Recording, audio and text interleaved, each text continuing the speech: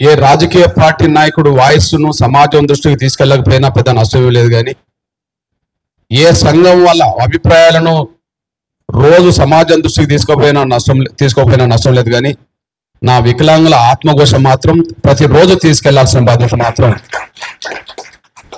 మీ మీద ఉన్నదని చెప్పి నేను ముందుగా మీకు విజ్ఞప్తి చేస్తూ ఈ సమావేశానికి సంబంధించిన ముఖ్యమైన విషయాల్లోనే నేను ప్రస్తావిస్తానన్న విషయం కూడా మీ దృష్టిస్తున్నాను. నేను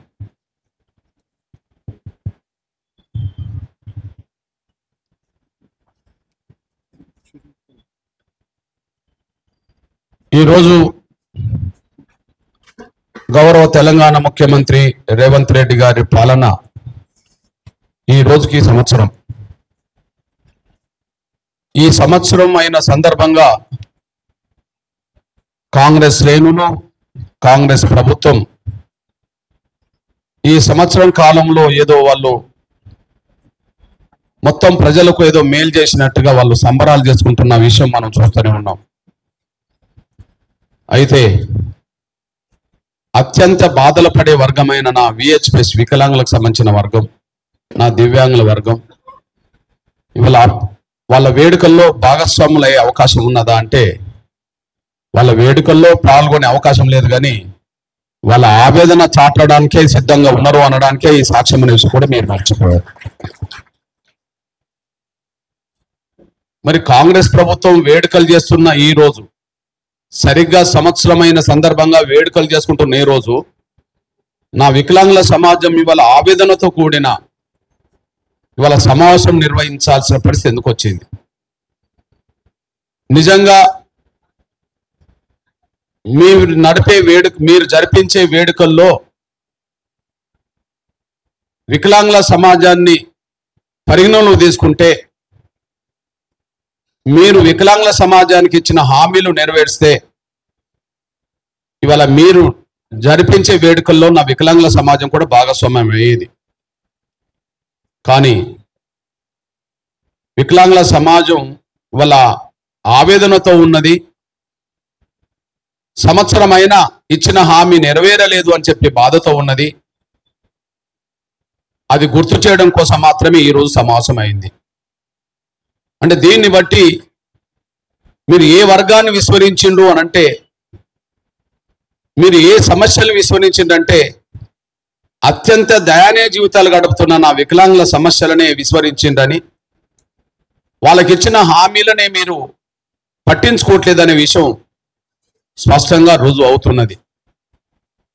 అంటే ఒక మాటలు చెప్పాలంటే, మీరు సంవత్సర పాలన సందర్భంగా జరిపే వేడుకలకు నా వికలాంగుల సమాజానికి ఏం సంబంధం లేదు. మీరు పండుగలు చేసుకోవచ్చు కానీ ఇక్కడ ఆవేదనతో ఉన్నారనే విషయం మీ దృష్టికి తీసుకొస్తున్నాను నేను. నిజమే మీరు మేనిఫెస్టో ఏదైతే పెట్టారో, రాజకీయ పక్షాలకు ఎన్నికల సమయంలో ఇచ్చే మేనిఫెస్టోలే భగవద్గీత, ఖురాను, బైబిల్ అని చెప్పుకుంటారు వాళ్ళే. ఎన్నికల సమయంలో ఏ రాజకీయ పార్టీ మేనిఫెస్టో ప్రకటించినా వాళ్లకు అదే ఒక భగవద్గీత అని, బైబిల్ అని, ఖురాన్ అని వాళ్ళు చెప్పుకుంటుంటారు. అంటే మీరు ఏదైతే ఎన్నికల మేనిఫెస్టో అనుకుంటుండ్రో అదే నిజంగా భగవద్గీత అవుతే, అదే బైబిల్ అయితే, అదే ఖురాన్ అవుతే దాని పట్ల మీకు గౌరవం ఉండాలి కదా, దాని అమలు పట్ల మీకు నిజాయితీ ఉండాలి కదా. అమలు పట్ల గౌరవం లేదు, మాకు నిజాయితీ లేదు అనే విషయం సంవత్సరం పాటు రుజువైంది కదా అనే విషయం మీ దృష్టికి తీసుకొస్తున్నాను నేను. దివ్యాంగుల సంక్షేమం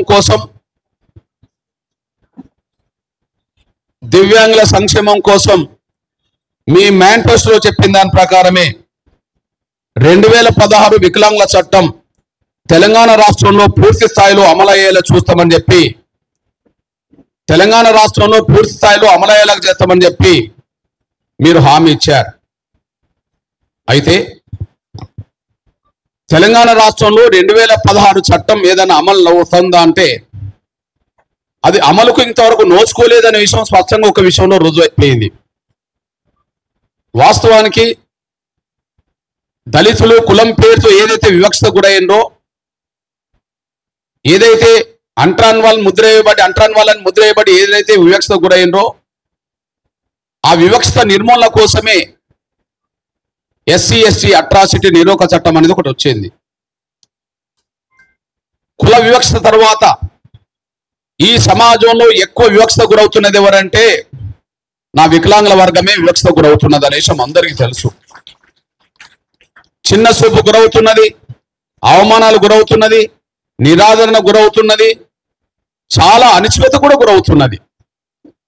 అంటే కుల వివక్షత తర్వాత మరో రకమైన వివక్షత ఇక్కడ ఎదుర్కొన్నది ఎవరన్నా ఉంటే ఈ దేశంలో, ఈ ప్రపంచంలో, ముఖ్యంగా మన దేశంలో ఇవాళ వివక్షత మన కోణంలోనే ఎదుర్కొంటున్న విషయం మనకు తెలుసు.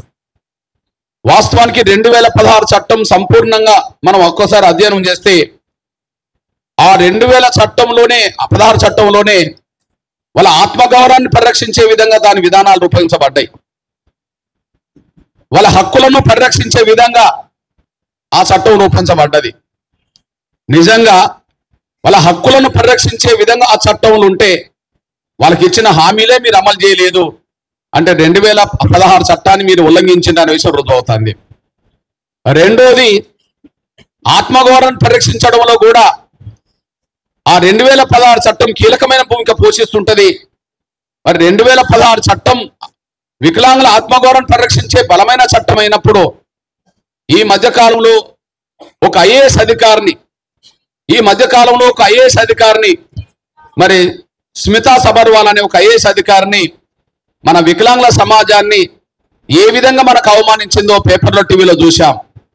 ఆ విషయంలో ఏ మాట కా మాట చాలా ధైర్యంగా, గర్వంగా నా వికలాంగుల సమాజం పక్షాన చెల్లెలు మన బాలలత నిలబడగలిగింది. అందరూ నిలబడగలిగారు, అందరూ పట్టం చేశారు. మరి ఆత్మగౌరవాన్ని పరిరక్షించే చట్టం 2016లో కూడా కనిపిస్తున్నప్పుడు మరి ఆ విషయంలో నా సమాజం అంతా రోడెక్కి ఎవరికి శక్తి మేరకు వాళ్ళు దాన్ని నిరసిస్తూ ఉద్యమాలు చేసిన సమయంలో మరి ఆ ఆత్మగౌరవాన్ని దెబ్బతీసిన వాళ్ళ పట్ల ఏదన్నా చర్య రాష్ట్ర ప్రభుత్వం తీసుకున్నదా అంటే ఎక్కడా తీసుకోలేదనేసి కూడా మనకు స్పష్టంగా రుజువు అవుతుంది. అంటే దీన్ని బట్టి మన హక్కులను గౌరవించట్లేదనే విషయం అర్థమైంది, మన ఆత్మగౌరవాన్ని కాపాడతలేరనే విషయం కూడా మనకు అర్థమైంది. అంటే 2016 చట్టం ఉల్లంఘించబడుతుంది అనడానికి సాక్ష్యంగా నిలబడ్డది. 2016 వికలాంగుల చట్టం కేంద్రం తీసుకొచ్చే చట్టాన్ని సంపూర్ణంగా అమలు చేస్తామన్న ఈ తెలంగాణ ప్రభుత్వమే అసలు దాన్ని పూర్తిగా నిర్లక్ష్యం చేస్తుంది అనడానికి ఇది బలమైన సాక్ష్యం అనేసి కూడా మనం మర్చిపోద్దని సవినాన్ని కోరుతున్నాను నేను. ఇకపోతే ఈరోజు సరిగ్గా సంవత్సరం తర్వాత ఇక్కడ మనం మాట్లాడుకుంటున్నాం. రేవంత్ రెడ్డి గారి సర్కార్ 2023 డిసెంబర్ 7న ప్రమాణ స్వీకారం చేసింది, అధికారంలోకి వచ్చింది. ఇప్పుడు 2024 డిసెంబర్ 7న ఇక్కడ ఉన్నాం. ఇవాళ నల్గొండలో వాళ్ళు ఏదో సంవత్సరం పాలన మీద పెద్ద విజయోత్సవాలు చేసుకుంటూ నల్గొండలో భారీ సభ పెట్టబోతున్నారు, రేవంత్ రెడ్డి గారు వెళ్ళబోతున్నారు. మరి ఇక్కడ ఎందుకు మీటింగ్ పెట్టుకోవాల్సి వచ్చింది నా సమాజం అంతా?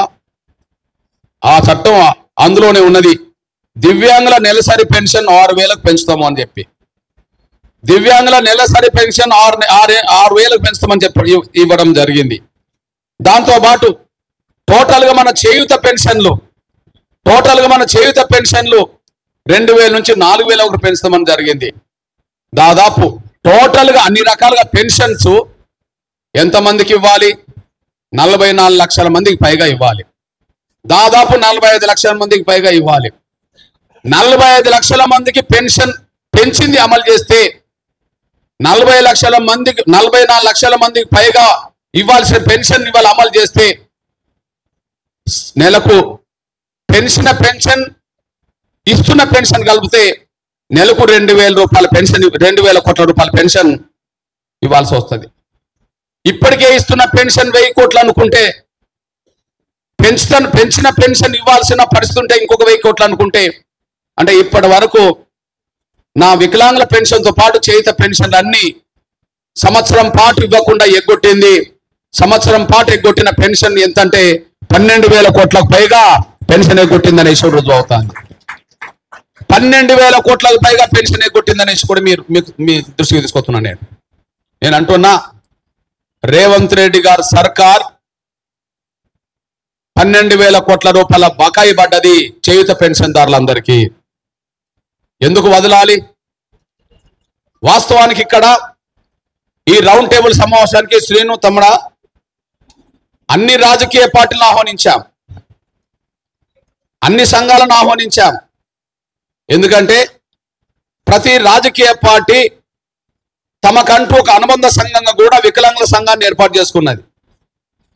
ముఖ్యంగా 2007లో మన వికలాంగుల క్లబ్ పౌర సమితి వచ్చిన తర్వాత ఒక బలమైన ఉద్యమం ఏర్పడ్డ తర్వాత వివిధ రాజకీయ పార్టీలు వికలాంగులందరినీ దగ్గర తీసుకోవడానికి ప్రత్యేక సంఘాలు ఏర్పాటు చేసే విషయం మీ అందరికీ తెలుసు. ఈ నేపథ్యంలో మీ అందరికి ఒక విజ్ఞప్తి చేస్తున్నాను. నేను ఇప్పుడు ఒక నెల జీతం ఎమ్మెల్యేలు, ఎంపీల, మంత్రుల, ముఖ్యమంత్రుల జీతం ఒక నెల తీసుకోలేదు అనుకోండి, అవి బకాయి ఉన్నట్టే కదా గవర్నమెంట్ దగ్గర. అదే సమయంలో ఉద్యోగస్తులకు సంబంధించిన ఒక నెల జీతం ఏదో కారణాల వల్ల ఇవ్వలేదు అనుకోండి, వాళ్ళకు కూడా బకాయిలు పడ్డట్టే కదా. అంటే ఒక నెల జీతం తీసుకోకపోతే వచ్చే నెల వచ్చేటప్పటికి దాన్ని వదులుకోరు కదా. మరి డిసెంబర్ 7వ తారీఖు నాడు అధికారంలోకి వచ్చిన ఈ తెలంగాణ రేవంత్ రెడ్డి గారి సర్కారు సంవత్సరం పాటు పెన్షన్లు పెంచింది, ఇవ్వకపోతే సంవత్సరం పాటు బకాయిలు పడ్డట్టే కదా. సంవత్సరం పాటు పెన్షన్లు పెంచింది, ఇవ్వకపోతే సంవత్సరం పాటు బకాయిలు పడ్డట్టే కదా. టోటల్ బకాయిల విలువ ఎంత? 12,000 కోట్లు కదా. టోటల్ బకాయిల విలువ ఎంత? దాదాపు 12,000 కోట్లు కదా. ఈ 12,000 కోట్ల రూపాయల బకాయిలను రాజకీయ పక్షాల మద్దతుతో ఆ బకాయిలను కూడా తిరిగి వసూలు చేద్దామని చెప్పి అన్ని రాజకీయ పార్టీలు కూడా పిలిచాం. నేను మొన్న ఒక ప్రకటన చేశా. ఎక్కడ ప్రకటన చేశా? ఇందిరా పార్కులో ప్రకటన చేశా.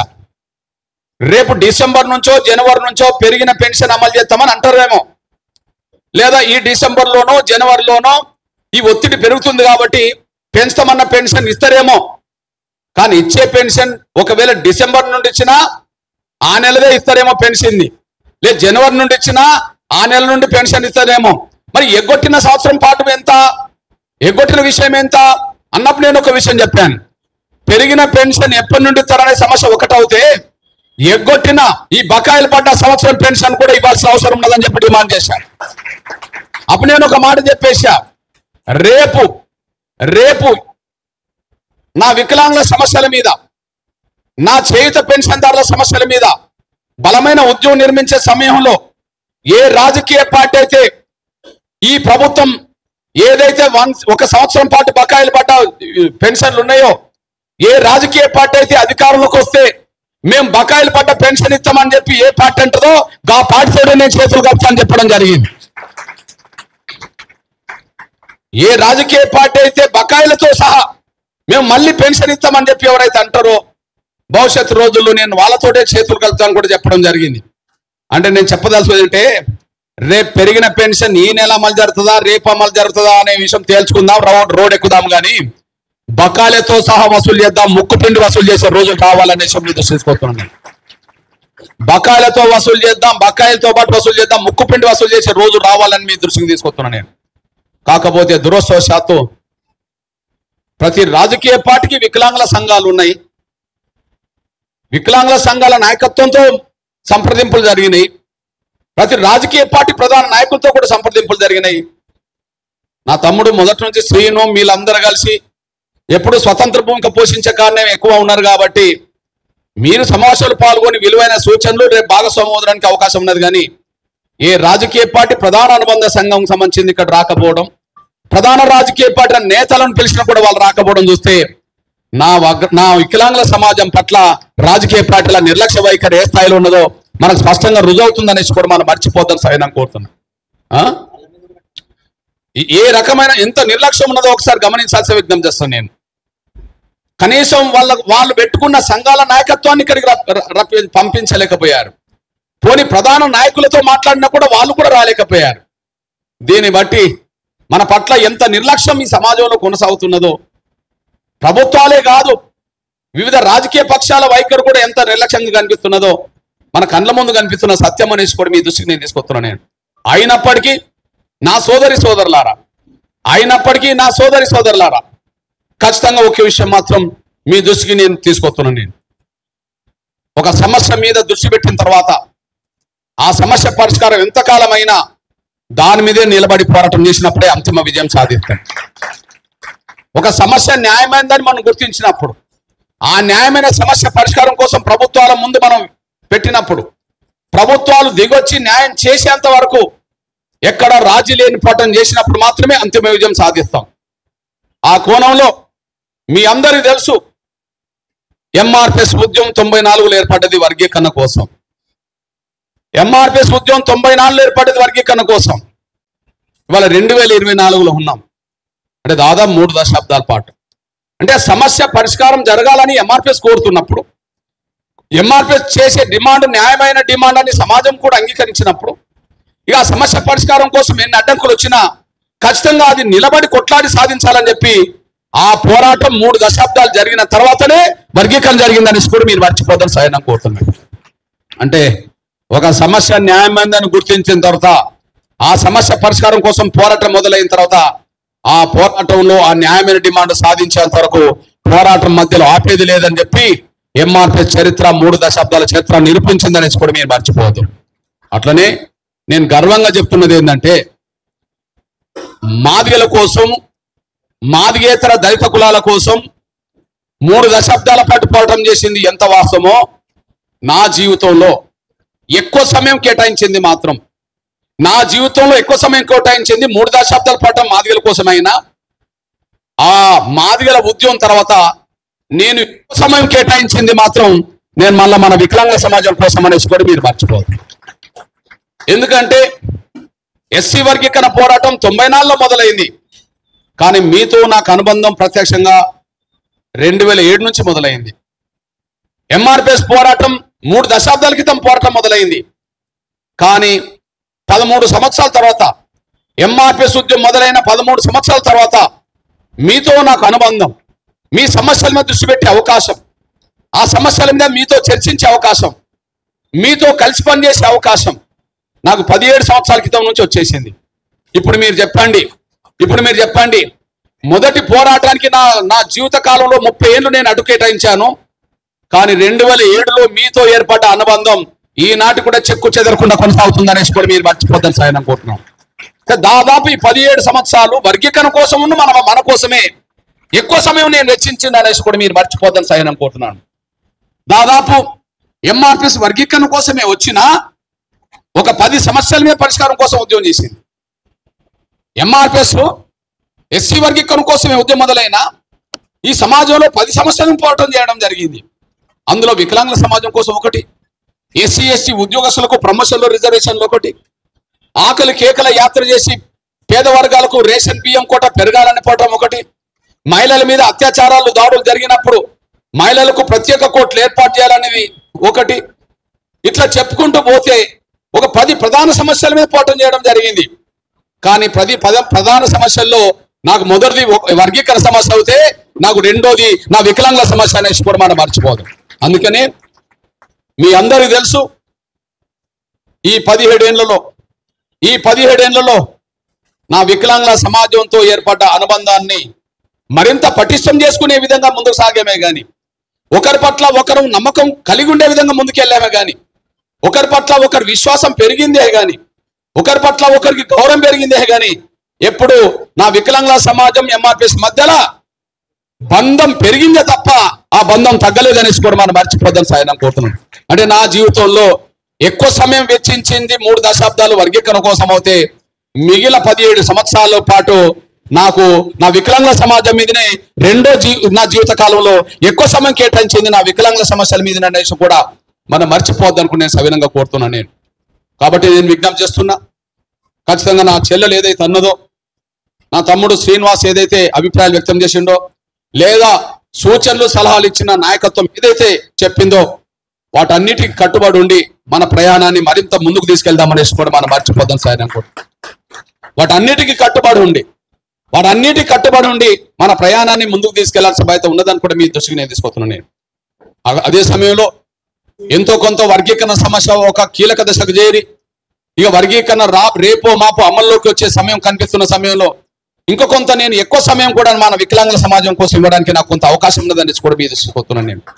మొదటి ప్రయారిటీ వర్గీకరణ కాబట్టి, మనతో ఏర్పడక ముందు వర్గీకరణ పోరాటం మొదలైంది కాబట్టి దానికి నేను కట్టుబడి ఉండి కొనసాగించాల్సి వచ్చింది. కానీ మనతో ఏర్పడ్డ అనుబంధం ఏర్పడ్డ కాల్చి ఇప్పటి వరకు దాన్ని కొనసాగించుకుంటూనే వచ్చేసాం. ఒక అంశం, ప్రధాన అంశం, వర్గీకరణ అంశం కీలక దశకు చేరి అది అమల్లోకి వచ్చే సమయం కనిపిస్తున్న సమయంలో నేను మరింత సమయం మన కోసం వెచ్చించడానికి నాకు అవకాశం ఉన్నది. అప్పుడు మరింత శక్తివంతంగా మనం ముందుకు సాగుదాము. మన సమస్యలు ఏదైతున్నదో ఆ సమస్యలన్నిటి పరిష్కారం కోసం ముందుకు సాగుదాం అనేసి కూడా మనం మర్చిపోదు. మీ వెనక ఏ రాజకీయ పార్టీ ఉన్నా లేకపోయినా, ఏ సంఘం ఉన్నా లేకపోయినా, మీ అన్నగా మీ సోదరుడుగా నేను ఎప్పుడు మీకు తోడుగా నీడగా ఉంటానని కూడా మీరు మర్చిపోదని స్వయం కోరుతున్నాను. ఆ విశ్వాసం, ఆ గౌరవం నా పట్ల కూడా మీకు ఉన్నది కాబట్టినే అది వికలాంగుల హక్కుల పోరాట సమితి కార్యకర్తల నాయకుల, లేదా వికలాంగుల వివిధ సంఘాలున్న నాయకుల, కార్యకర్తలు ఎవరైనా సరే, ఎంఆర్పిఎస్ అన్నా, వ్యక్తిగతంగా నేనన్నా అదే అభిమానం, గౌరవం చూపెడుతున్నారు. అందుకు మీకు ఎప్పుడు నేను కృతజ్ఞత ఉంటాను, ఎప్పుడు మీకు రుణపడి ఉంటాను కూడా మీరు మర్చిపోదని సహాయం కోరుతున్నాను. నేను ఏది ఏమైనా నా చెల్లెలు ఒక కీలకమైన విషయం చెప్పింది. కరెక్టే, ఈ దేశంలో మన మీద ఎంతో వివక్ష, అణచివేత జరుగుతున్నది. ఈ దేశంలో మన మీద ఎంతో వివక్ష, అణచివేత జరుగుతున్నది. మనకు సంబంధించిన హక్కుల పట్ల కూడా ఎవరు కూడా అక్కడ ముందుకు సాగి మాట్లాడేటోళ్ళు కనిపించట్లేదు. ఇట్లాంటి సమయంలో ఖచ్చితంగా మనకు స్థానిక సంస్థల నుంచి మొదలుకుంటే అసెంబ్లీ, పార్లమెంటు వరకు, చట్టసభల వరకు ఏదైతే రాజకీయ రిజర్వేషన్లు కావాలని చెప్పి మనం అంటున్నామో, ఖచ్చితంగా ఆ చెల్లెలు పెట్టిన డిమాండ్ పట్ల వికలాంగుల హక్కుల పోరాట సమితి కూడా అందులో భాగస్వామ్యమైన డిమాండ్, మన అందరి అభిప్రాయం అదే కనుక భవిష్యత్తు రోజుల్లో దానికోసం కూడా కలిసికట్టుగా వాయిసిద్దాము, కలిసికట్టుగా రోడ్ ఎక్కుదాము, కలిసికట్టుగా మాట్లాడదాం అనేసి కూడా మీరు మర్చిపోద్దని సైనం కోరుతున్నాను నేను. అదే సమయంలో ఎస్సీ ఎస్టీ అట్రాసిటీ యాక్ట్ నిర్మూలన చట్టం ఎట్లయితే ఉన్నదో, ఇప్పుడు 2016 చట్టంలో కూడా ఉన్న ఈ ఆత్మగౌరవం పరిరక్షించే విషయం ఏదైతే ఉన్నదో అది సరిపోతలేదనే విషయం మొన్నటి సంఘటనలు రుజువు చేస్తుందనేసి కూడా మీరు మర్చిపోదు. నిజమే, 2016 చట్టంలో కూడా అంశం ఉన్నది. 2016 చట్టంలో కూడా మన ఆత్మగౌరవం పరిరక్షించే చట్ట రూపకల్పనలో అది కొంత అంశాలు ఉన్నాయి. అయినప్పటికీ మొన్న ఒక ఐఏఎస్ అధికారి ఆ మాట అనగలిగింది, మనం తప్పించుకోగలిగింది అంటే ఎక్కడో ఒక దిక్కు ఇంకా అది లోపం కనిపిస్తున్న విషయం మనం మర్చిపోదు. ఒక మాట నోరు జారిందంటే వాళ్ళు జైల్లో ఉంటారనే మాట చట్టం ద్వారా రుజువు కావాలి. నా వికలాంగుల సమాజాన్ని ఎవరన్నా ఒక రకంగా అవమానించిండు, వాళ్ళ నోటి నుంచి మాట జారిందంటే, వాళ్ళ నోటి నుండి వాళ్ళ మాట జారిందంటే వాళ్ళు మాట జారిన వాళ్ళు బయట ఉండరు, వాళ్ళు జైల్లో ఉంటారనే విషయం స్పష్టంగా రుజువు కావాలి. దాని గురించి పటిష్టమైన చట్ట రూపకల్పనలో కూడా మనం ముందుకు సాగుదామనేసి కూడా మీరు మర్చిపోద్దని సైనం కోరుతున్నాను నేను. అంటే చట్టసభలో రాజకీయ రిజర్వేషన్ల నుంచి మొదలుకుంటే మన అట్రాసిటీ నిర్మూలన చట్టాన్ని కూడా, మన అట్రాసిటీ నిర్మూలన చట్టం వైపు కూడా మనం ప్రధాన దృష్టి పెడదామనేసి కూడా మీరు మర్చిపోద్దని సైనంగా కోరుతున్నాను నేను. అట్లనే అన్ని రంగాలు అభివృద్ధిలో భాగస్వామ్యం, అన్ని రంగాల అభివృద్ధిలో భాగస్వామ్యం కావాలంటే ఎస్సీ ఎస్టీలకు సప్లా నిధులు ఉన్నట్టుగానే, బీసీలకు సప్లా నిధులు తెస్తామని మాట్లాడుతున్నట్టుగానే, మైనార్టీలకు సప్లా నిధులు తెస్తామని మాట్లాడుతున్నట్టుగానే, కులాల పేదలకు కూడా కొన్ని ప్రత్యేక కార్పొరేషన్ ఏర్పాటు చేసి వాళ్ళ అభివృద్ధి కోసం పాటుపడతాం అన్నట్టుగానే నా వికలాంగుల సమాజానికి కూడా జనాభా నిష్పత్తి పరంగా ఖచ్చితంగా సప్లాన్ చట్టాన్ని తీసుకురావాల్సిన అవసరం ఉన్నది. నా వికలాంగుల సమాజం పక్షాన కూడా సప్లాన్ చట్టం తీసుకొచ్చి దాన్ని ఖచ్చితంగా ఈ దేశంలో, ఈ రాష్ట్రంలో నా వికలాంగుల సమాజం జనాభా ఎంతున్నదో ఆ జనాభాకు తగ్గట్టుగానే బడ్జెట్లో కూడా ప్రత్యేక నిధులు కేటాయించాల్సిన అవసరం రాబోతుందనేసి కూడా మీ దృష్టికి తీసుకొస్తున్నాను నేను. నిజంగా మన వికలాంగుల సమాజం ఒక తాటి మీద నిలబడగలిగితే, వికలాంగుల సమాజం చుట్టే రాజకీయాలు తిరిగే రోజులు వస్తాయని కూడా మీరు మర్చిపోద్దని సహాయం కోరుతున్నాను నేను. వికలాంగుల సమాజం ఒక తాటి మీద నిలబడగలిగితే, వికలాంగుల సమాజం చుట్టూ రాజకీయాలు తిరిగే రోజులు ఖచ్చితంగా వస్తుంటాయి. దానికి సాక్ష్యం మీ తెలుసు. నిజంగానే ఒక వికలాంగుల సమాజం సంబంధించిన ఒక 20 లక్షల మంది మొత్తం ఉన్నారనుకుంటే, ఏ తల్లిదండ్రులైనా, ఏ అన్నదమ్ములైనా, ఏ అక్క చెల్లెళ్ళైనా నా తమ్ములు నా చెల్లెలు బాగుండాలనే కోరుకుంటారు. వాళ్ళు బాగుపడ్డ రోజు గౌరవపడుతుంటారు, వాళ్ళు ఇబ్బందులు పడ్డ రోజు బాధపడుతుంటారు. అట్లాంటి పరిస్థితుల్లో నా వికలాంగుల సమాజం కొన్ని డిమాండ్లు పెట్టి ముందుకు తీసుకెళ్ళగలిగితే ఖచ్చితంగా ముందు ఎవరు అండగా ఉన్నా లేకపోయినా నా వికలాంగుల సమాజ కుటుంబ సభ్యులు మాత్రం ఖచ్చితంగా అండగా నిలబడతారు. వాళ్ళ గౌరవాన్ని కోరుకునేటోళ్ళే, వాళ్ళ గుర్తింపు కోరుకునేటోళ్ళే, వాళ్ళ అభివృద్ధిని కోరుకునేటోళ్ళే కుటుంబంలో ప్రధానంగా ఉంటారు. కాబట్టి సమాజంలో ఎంతమంది ఉంటారో ఉండరో తర్వాత విషయం మాట్లాడుకుందాం.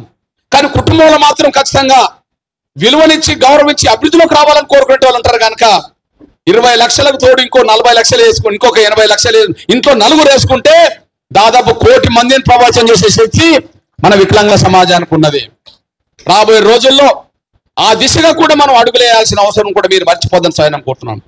రేపు భవిష్యత్తు రోజుల్లో టోటల్ గా ఒకనాడు మన వికలాంగుల గర్జన పేరుతోనే లక్షల మందిని సమీకరించే ప్రయత్నం మనం చేసి ఆ తర్వాత వికలాంగుల కుటుంబ సభ్యులను కూడా రప్పించగలిగితే ఆ రోజు రాజకీయాలు దేశంలో రాష్ట్రంలో మన వైపు తిరుగుతాయనేసి కూడా మనం మర్చిపోద్దని సైనంగా కోరుతున్నాను. నేను ఆ దిశగా మన ప్రయాణం కొనసాగిద్దామనేసి కూడా మనం మర్చిపోద్దని కూడా గుర్తు చేస్తూ ఈ మధ్యకాలంలో ఈ సమావేశం జరగడానికంటే ముందు అక్క మన ప్రజాగాయని మన సోదరి మన అట్టడుగు బలహీన వర్గాలకు సంబంధించిన నాయకత్వం నుంచి మనలందరికీ స్ఫూర్తిదాయకంగా ముందు నడిపిస్తున్న నా సోదరి విమలక్క ఇక్కడికి రావాల్సిందిగా నేను కోరుతూ ఒక చిన్న విజ్ఞప్తి చేస్తున్నా. నేను ఈ సమావేశానికి రాకముందే ఇది ముఖ్యమంత్రి నోటీసులకు వెళ్ళాలని, ఇది ముఖ్యమంత్రి రేవంత్ రెడ్డి గారి నోటీసులకు వెళ్ళాలని ముఖ్యమంత్రికి రోజు కలిసి ఒక అధికారిని, ముఖ్యమంత్రికి రోజు టచ్లో ఉండే ఒక అధికారి దగ్గరికి వెళ్ళి నేను ఈ విషయం చెప్పాను. మీరు ఎన్ని విషయాల్లో మీరు అమల్లోకి వస్తుండా చేస్తుండా పక్క పెట్టి కానీ మా చేయుత పెన్షన్దారుల పెన్షన్ ఎందుకు ఇవ్వట్లేదు, మా వికలాంగుల పెన్షన్ ఎందుకు ఇవ్వట్లేదు అని చెప్పి నేను మాట్లాడినప్పుడు ఆయన ఒక మాట అన్నాడు. నిజమే, ఇవ్వాలంటే డబ్బులు ఉండాలి కదా అని అన్నాడు. ఇవ్వాలంటే డబ్బులు ఉండాలి కదా అన్నాడు. ఆ డబ్బుల విషయం లెక్కలు చెప్పినప్పుడు మరి డబ్బులు లేనిదే మీరు హామీలు ఇచ్చారా అని నేను అన్నా. డబ్బులు లేనిదే హామీలు ఇచ్చారా, మిగిలిన బడ్జెట్ మనకు ఎక్కువ ఉన్నదని మీరే చెప్పారు కదా, రేవంత్ రెడ్డి గారు చెప్పారు కదా, మరి డబ్బులు లేనిదే హామీలు ఇచ్చారంటే కాదు వీళ్ళకి ఇవ్వాల్సిన డబ్బులు రైతు రుణమాఫీ కోసం వెచ్చించుండ్రు అని చెప్పడం జరిగింది. అంటే అప్పుడు నేను అన్నా, అయ్యా రైతులంటే ఎవరు, కూలీలంటే ఎవరు, ఎలాంటి భూమి లేని వాళ్ళను, ఒక సెంటు భూమి లేని వాళ్ళను వ్యవసాయ కూలీలు అంటారు. ఎకరమో 2 ఎకరాలు 10 ఎకరాలు 100 ఎకరాలు ఉన్నోళ్ళను రైతులు లేదా భూస్వాములు అంటారు. మరి భూములు ఉన్నోళ్ళు అప్పులు చేస్తే అప్పులు తీర్చడానికి ఉండబడే ఈ ప్రభుత్వం మరి నా కాళ్ళు లేని, నా చేతులు లేని, కళ్ళు లేని, మాట్లాడడానికి కూడా మరి నోరు లేని నా వికలాంగుల డబ్బులు తీసి ఇవ్వడం మీకు ఎట్లా న్యాయం అవుతుందో చెప్పండి అని నేను అన్నా. అంటే ఎవరు డబ్బులు తీసి ఎవరికి ఇచ్చినట్టు? 12,000 కోట్ల రూపాయల సంవత్సరం ఇవ్వాలి. ఇప్పుడు 12,000 కోట్ల రూపాయలు ఎవరికి ఇచ్చినట్టు? రైతు రుణమాఫీకి ఇచ్చినట్టే కదా. అంటే కాళ్ళు చేతులు లేని వల్ల, కళ్ళు లేని వల్ల, మాట రాని వల్ల డబ్బులు తీసేసి భూములు ఉన్న వాళ్ళకి ఇవ్వడం అంటే ఇంతకంటే దుర్మార్గం ఇంకేముంటదని చెప్పి నేను అధికారికి చెప్పొచ్చాను. ఆ అధికారికి చెప్పొచ్చిన తర్వాత మళ్ళీ ముఖ్యమంత్రికి చెప్పినట్టుగా వాళ్ళు ఒక ప్రత్యేక సమావేశం ఏర్పాటు చేస్తామన్నట్టుగా ప్రకటన వచ్చింది నేను చెప్పిన 3 రోజులకే. కానీ ఆ ప్రకటన కూడా మళ్ళీ కార్యరూపం దాల్చలేదని మీకు చెప్పాను. నేను మీకు చెప్పాను, పలానా ఆయనతో మాట్లాడి వచ్చాను, ఆయన ముఖ్యమంత్రితో చెప్పినట్టున్నది, సమీక్ష చేస్తామని సమీక్షకు తేదీ వచ్చినట్టుగా ఉన్నది, ఆ తేదీ రోజు మీరు అందరూ వెళ్ళండి అని చెప్పడం జరిగింది. కానీ సమీక్ష చేస్తామని పేపర్కి ఇచ్చింది కానీ ఆ తర్వాత దాన్ని మళ్ళీ అమలులోకి తీసుకురాలేదు అనే విషయం కూడా మీరు దృష్టి తీసుకొస్తున్నాను. అది ఏది ఏమైనా నా వికలాంగుల సమాజం పక్షాన పెన్షన్ పెంచుదల పోరాటంతో పాటు, బకాయిలు పడ్డ పెన్షన్లు ఇప్పించే పోరాటంతో పాటు, నా వికలాంగుల వివక్ష నిరోధక చట్టాన్ని తీసుకురావడంతో పాటు, నా వికలాంగుల సమాజాన్ని చట్టసభలోకి పంపే విధంగా జరిగే పోరాటంని ముందుకు నడిపించే విషయంలో, అన్ని వర్గాలతో సమానమైన గౌరవాన్ని పొందే విషయంలో, అన్ని వర్గాల అభివృద్ధిలో భాగస్వామ్య విధంగా వికలాంగులను భాగస్వామ్యం చేసే పోరాటంలో అన్ని రకాలుగా ముందుకు నడిపే విధంగా నా వంతు పాత్ర కూడా మీకు అండగా పోషిస్తాననేసి కూడా మర్చిపోద్దని సహాయం కోరుకుంటూ, దీని మీద భవిష్యత్తు కార్యాచరణ రూపొందించే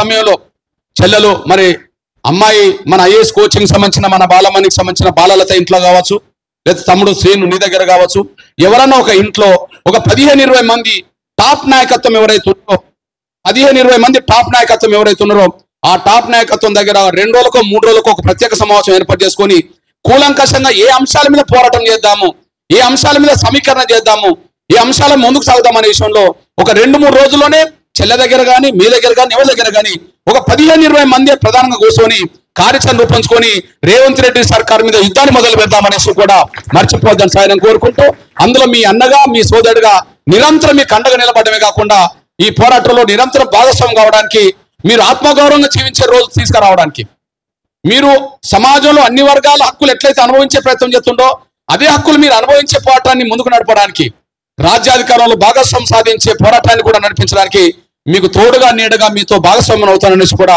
మర్చిపోద్దనుకుని సవిరంగా విజ్ఞప్తి చేస్తూ ముగిస్తున్నాను. జై వికలాంగ్, జై జై వికలాంగ్. ధన్యవాదాలు. అదే సమయంలో మన సోదరి విమలకు వచ్చింది. విమలకు కూడా ఇప్పుడు సందేశం ఇస్తారు. చెల్లేదో మళ్ళీ మాట్లాడుతుందంట. అన్నగారి మందకృష్ణ అన్నగారి ఆధ్వర్యంలో మేమందరం కూడా దివ్యాంగ గర్జన అని చెప్పి నేను దానికి సంబంధించిన సపోర్ట్ మొత్తం నేను ఇస్తాను. మనం ప్రతి నెల ఒకసారి మన కార్యాచరణ ముందుకు తీసుకెళ్తూ రాజ్యాంగబద్ధంగా మనకి మహిళా రిజర్వేషన్లు ఉన్నాయి, ఎస్సీ ఎస్టీ రిజర్వేషన్లు ఉన్నాయి. మన తరపున మనకి రిజర్వేషన్స్ కోసం పోరాడుతూ, ఎందుకంటే మనం చిన్నగా పెన్షన్లు మాత్రమే కాదు, మన తరపున మనుషులు చట్టసభకి వెళ్లే విధంగా పోరాటం ముందు తీసుకెళ్తాం. నేను అన్నగారి ఆధ్వర్యంలో సీను గారు అందరం కలిసి మనం ప్రతి మాసం దీనికి కావాల్సిన సపోర్ట్ ఏదైతే ఆర్థికంగా ప్లాట్ఫామ్ సపోర్ట్ ఏదైతే ఉందో అంతా నేను అందించడానికి రెడీగా ఉన్నా. అన్నగారు మీ ఆధ్వర్యంలో. నాది ఒక చిన్న సూచన, పాత్రికా ఎలక్ట్రానిక్ మీడియా గమనించండి. ఇప్పుడు చట్టసభలో ఎస్సీ ఎస్టీలకు మొదటి నుంచి ఉన్నాయి. బహుశా మహిళలు కూడా చట్టసభలో రిజర్వేషన్ కావాలని దశాబ్దాల తర్వాత పోవటం జరిగింది. మొన్న పోరాటానికి ఒక ఫలితం వచ్చింది. ఆ ఫలితం 2027-28లో మళ్ళీ రాబోయే ఎన్నికల్లో అది కనిపించబోతుంది. అంటే దశాబ్దాలు పడుతుంది. బహుశా మన వికలాంగ సమాజానికి, దివ్యాంగుల సమాజానికి చట్టసభలో రిజర్వేషన్లు కావాలనే ఒక పోరాటాన్ని ముందుకు నడిపించడం జరుగుతుంది. ఆ పోరాటం ముందుకు సాగుతుంది. అది ఎంతకాలం పట్టినా కూడా ముందుకు సాగాల్సిందే. కానీ అంతవరకు నా పాత్రిక ఎలక్ట్రానిక్ మిత్రులారా ఒక సూచన చేస్తున్నాను. నేను నిజంగా ఏ రాజకీయ పార్టీ అయితే వికలాంగుల సంక్షేమం కోసం అని చెప్పి అనుబంధ సంఘాలు పెట్టుకున్నాయో, ప్లీజ్ ఈ సూచన విలువైంది అనేది మీ దృష్టికి తీసుకొస్తున్నాను. నేను ఏ రాజకీయ పార్టీ అయితే వికలాంగుల సంక్షేమం మేము పాటుపడతాం, మేము కట్టుబంటామని చెప్పి వికలాంగుల సంఘాలు పెట్టుకున్నాయో, ఏ రాజకీయ పార్టీ అధికారంలో ప్రతిపక్షంలో ఉన్నాయో, నేను వాళ్ళందరికీ విజ్ఞప్తి చేస్తున్నాను. నేను చట్టసభలో వికలాంగులకు రిజర్వేషన్ల కోసం జరిగే ఉద్యమంలో మీరు భాగస్వాములు కావాలనేది ఒకటి మేము కోరుతున్నామైతే, రెండోది మీకు నిజంగా వికలాంగుల సంక్షేమం, వికలాంగుల అభివృద్ధి, వికలాంగులకు న్యాయం జరిగే ఉద్దేశం ఉంటే కనీసం చట్టసభలో రిజర్వేషన్లు చట్టబద్ధంగా సాధించేంత వరకు శాసన మండలిలో, రాజ్యసభలో మీరు వాళ్ళకు సీట్లు కేటాయించాలని చెప్పి నేను విజ్ఞప్తి. ఇది రాజకీయ పార్టీ నిర్ణయం. శాసన మండలిలో మీ దగ్గర ఉండబడే వికలాంగుల సమాజాన్ని పంపవచ్చు కదా, ఒకరిని రాజ్యసభకు పంపవచ్చు కదా. చట్టసభలో రిజర్వేషన్లు చట్టబద్ధంగా సాధించుకోవడం ఒక ప్రక్రియ. ఆ ప్రక్రియ రేపు మనం మొదలు పెడదాం. 10 ఏళ్ళు అవుతుందా, 5 ఏళ్ళు అవుతుందా, 4 ఏళ్ళు కొనసాగిద్దాం. దానికి రాజీ పడద్దు. ఎందుకంటే మహిళా బిల్లు కాడ మహిళా పోరాటం రాజీ పడదా, దశాబ్దాల తరబడి నడిచింది కదా, అంతిమంగా సాధించడం జరిగింది కదా. అట్లనే నా వైకల్యంతో కూడిన నా దివ్యాంగులకు సంబంధించిన చట్టసభలో రిజర్వేషన్ల కోసం పడడం జరుగుతుంది. కానీ మీరు చట్టసభలో రిజర్వేషన్ల కోసం పడడం చేసే దాంట్లో భాగస్వాములు కావాలంటున్నాం. మీకు వికలాంగుల సంక్షేమం గురించి మీకు ఆలోచన ఉన్నది కాబట్టి మీరు సంఘాలు పెట్టారు కనుక ఖచ్చితంగా మీ సంఘాల నుంచే ఒక ప్రతిభ గల మా చెల్లె లాంటి అమ్మాయినో, లేదా మా తమ్ముడు లాంటి అమ్మాయినో, అబ్బాయినో, మా వాళ్ళనో, ఎవరినో ఒకరిని మాత్రం ప్రతి రాజకీయ పార్టీ శాసన మండలిలోకి, రాజ్యసభలోకి పంపాల్సిన బాధ్యత ఉన్నదని మాత్రం నేను గుర్తు చేస్తున్నాను. నేను దాన్ని అమలులోకి తీసుకురండి. ఇక మీకు చిత్తశుద్ధి ఉందా లేదా, మీకు ప్రేమ అభిమానం ఉందా లేదా అనే విషయం మీరు పంపే సంఖ్య బట్టి ఆధారపడి ఉన్నది. మీ పంపేదాన్ని బట్టి ఆధారపడి ఉన్నది. ఇక ఉత్తుత్తగా మాటలు చెప్పడం కంటే 10 మందిని శాసన మండలికి పంపడానికి అవకాశం ఉన్న అధికార పార్టీ అందులో ఒక వికలాంగుల సమాజం నుంచి ఒకరిని పంపడంలో తప్పు లేదు కదా. కాబట్టి చట్టసభలో రిజర్వేషన్ సాధించడం ఒక ఎత్తు. కానీ మీకు నిజాయితీ చిత్తశుద్ధి ఉంటే శాసన మండలిలో, రాజ్యసభలో నా వికలాంగుల సమాజం నుంచి నా సోదరులను పంపాలని చెప్పి అన్ని రాజకీయ పార్టీలకు విజ్ఞప్తి చేస్తున్నాను నేను.